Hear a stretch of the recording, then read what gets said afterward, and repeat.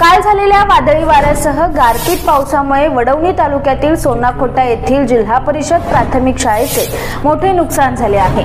तालुक्यातील एक आदर्श शाळा म्हणून या शाळेचे नाव लौकिक आहे। कालच्या अवकाळी पावसाने शाळेला घेराव घालत प्रचंड नुकसान केले। येथील सर्व शिक्षकांनी ही शाळा निर्माण करण्यासाठी मोठं योगदान दिलं आहे।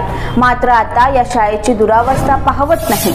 शाळेवरील संपूर्ण पत्रे उडाली असून शाळेभोवती वृक्षारोपण करून वाढवलेली मोठी झाडं उन्मळून पडली आहेत। शाळेमधील पाठ्यपुस्तकांचे व इतर शैक्षणिक साहित्यांचे सुद्धा मोठा नुकसान झाले। या ठिकाणी डोंगरचा राजा लाईनूने भेट देऊन माहिती घेतली।